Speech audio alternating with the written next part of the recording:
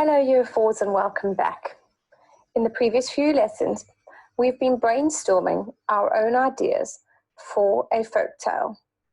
We also have had some fun playing a game that gives us different characters that we can choose, different settings and different morals, and writing a story around what we have chosen, which I hope you found as fun as I did.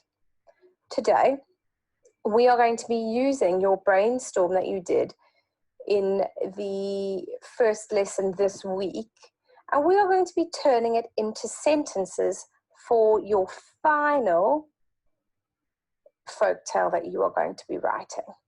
So what I would like you to do is go and find the brainstorm that you did and have that with you while we are going through this lesson. Remember the innovation that we did together that you then used when we were writing a story. You have that third box, and if you remember when we are doing our box ups, this is where the ideas that you've been brainstorming should be. So you've got your title, your main character, beginning, middle, and end. You have a setting, and you have a moral that you're going to learn. Those are the things that we brainstormed previously. What we're doing today, as previously I said, is we are turning those ideas into full sentences. If you remember when we were looking at the characteristics of folktales, they are generally timeless. So we start our stories with something like, long ago, one morning, once upon a time.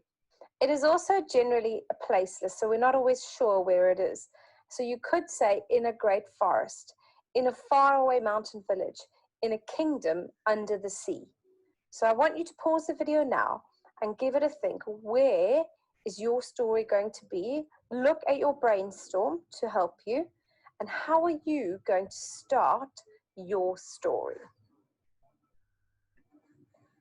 Remember, as you start your story, that you will most likely be starting with a fronted adverbial. So it needs to have the correct punctuation that you would use when you are writing a fronted adverbial. Don't forget, you should also be starting with a capital letter. Please, can you make sure that you are writing these sentences correctly? Remember, everything that we have taught you and everything you know goes into the writing. So pause the video now and give it a start of how your story is going to start. And remember, it's giving us a bit of the setting as well, so possibly where it is. So you could say, long, long ago, in a kingdom far, far away. Or you could say, like we've suggested previously, in a faraway mountain village, deep behind the mountains, possibly. You could say, one morning in the bright sunshine of the day.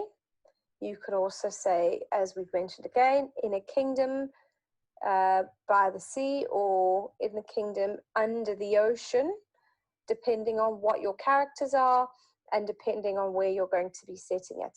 This will require you again to go back, look at your introductory paragraph, your brainstorm, and we are going to start turning that into sentences. I also want you to think about how you are describing things. This could be a fantastic story if you make sure you are using your adjectives. Make sure you are using your expanded noun phrases. Make the writing better. Don't just tell me it was in a forest. What did it sound like? What did it look like? Was it in the deep, dark, eerie woods?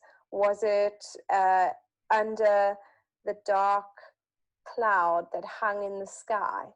Give me some descriptive words. Make me feel the excitement of being in the story and using your descriptive language to make me want to read more of your story. So, my challenge to you now is you are going to write your beginning part of your story. I'm going to show you in the next slide what we need to remember goes into that part of the story. Going over the basic plot, remember the beginning is quick, it doesn't drag on, but it presents where the story is, your characters that you're going to talk about, and your conflict. The middle focuses on the climax. the important actions taking place in order to solve the problem, and then obviously the end is where the problem is solved and there is a logical and happy ending to it. So you are going to start by writing your beginning paragraph. It tells you where it is, as I've said. It also introduces your characters and the conflict that is in your story. So pause the video now and write down your introduction, your beginning paragraph of your folk tale, making sure that it includes everything that we've just spoken about. What I would like you to do today is finish writing or turning your brainstorm into your final folk tale. In the next lesson, we will look at obviously editing it and making it better.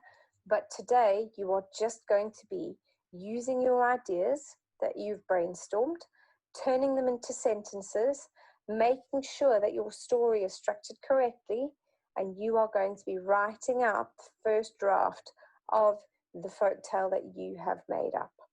It will take some time to do this, so don't rush it. We will obviously go back in the next lesson, we'll go back and we'll check it. But today you are just going to be writing your story out with the ideas that you've brainstormed.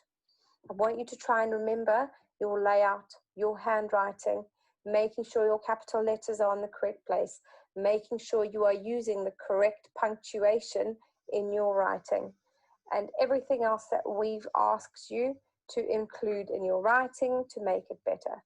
Let's see if you can try and make these stories the best that you've written all year. Please make sure that you are sharing these with us on Tapestry. I would love to see the stories, and I look forward to reading them when they are finished.